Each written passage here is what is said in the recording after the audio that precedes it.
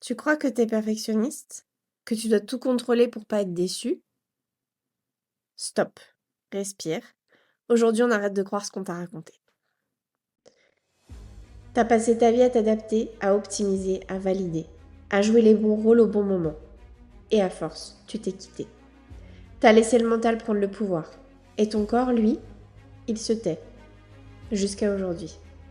Il t'envoie des signaux clairs. Arrête de fonctionner, reviens dedans. Reviens habiter.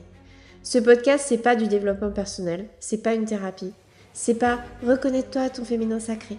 C'est un retour réel, le corps d'abord et le reste suivra. Ici, on parle d'incarnation, de vérité, de limites non négociables et d'autorité intérieure. La puissance qui se vit dans la chair. Moi, c'est Laura. J'accompagne les femmes qui ont abandonné leur corps au mental à redevenir incarnées, souveraines et aux commandes. Je t'emmène là où tu reprends possession de ton corps, de ta voix et de ta vie. Bienvenue dans Indomptable, s'incarner pour ne plus jamais se quitter. On t'a fait croire que le perfectionnisme, c'est ne pas avoir confiance en soi ou pas avoir confiance en les autres. T'as besoin que tout soit carré, que tout soit comme tu veux, que tout soit au millimètre. Et on t'a dit plein de fois, faut que t'aies moins d'attente, faut que tu comprennes que les outils sont pas comme toi, parce qu'après tout, c'est toi le problème, t'es perfectionniste. Apparemment, c'est ton moyen de gérer ton anxiété, c'est un mécanisme, parce que t'as pas confiance en l'autre, parce que t'es pas stable émotionnellement, du coup tu compenses. Alors on va arrêter aujourd'hui 2 minutes de croire ça, juste le temps de ce podcast.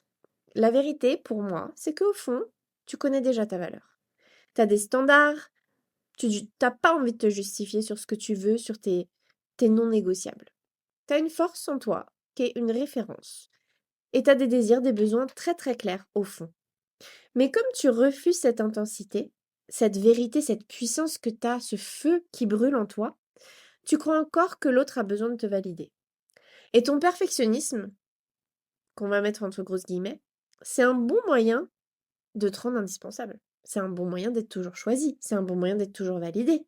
On peut compter sur toi pour avoir le souci du détail quand on met la table pour Noël.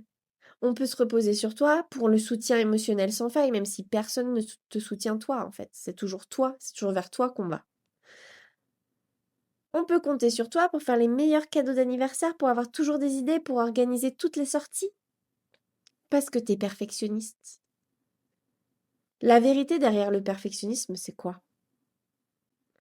Et si ton perfectionnisme, c'était pas un problème, c'était pas un défaut et c'était pas un truc, c'était pas une caractéristique en fait, mais c'était plutôt un super pouvoir que tu utilises mal. En fait, au fond, peut-être que t'es juste faite pour diriger. T'es peut-être une leader, t'es peut-être fait pour guider, pour être la colonne vertébrale, d'être celle qu'on admire, celle qui a pas peur de faire des choix, celle qui a pas peur de trancher. Et comme tu vis en dessous de ce potentiel, parce que sinon on va t'abandonner. On va t'abandonner si on voyait la vraie toi. On va t'abandonner si on voit à travers tout ça. Ça, c'est ce que tu crois. Bah du coup, ça se traduit en perfectionnisme. T'es pas perfectionniste. T'es juste en train de demander la permission d'être assumé. Tu demandes la permission aux autres d'être fascinante, d'être magnétique, d'être une référence. Tu cherches encore la permission d'être sensible, d'être profonde. Aujourd'hui, je voudrais que tu choisisses une action où tu vas assumer pleinement ta vision ou ton choix, sans chercher à plaire ou obtenir l'approbation de quelqu'un. C'est comme ça que tu vas passer de la perfectionniste invisible à la femme assumée, fascinante et magnétique. T'es pas perfectionniste, t'es puissante. Commence à t'autoriser à être pleinement toi. Quand est-ce que tu vas arrêter de te voiler la face? Quand est-ce que tu vas enfin ouvrir les yeux? Quand est-ce que tu vas enlever tes œillères? Quand est-ce que tu vas... Voilà, bref, on va pas... on pourrait utiliser plein d'images.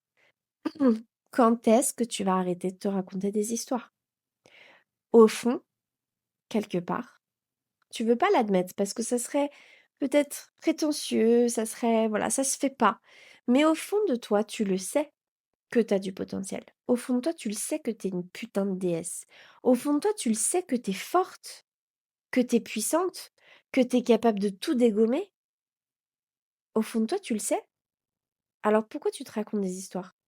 Pourquoi tu continues à te diminuer? Pourquoi tu oses pas? Pourquoi tu t'autorises pas?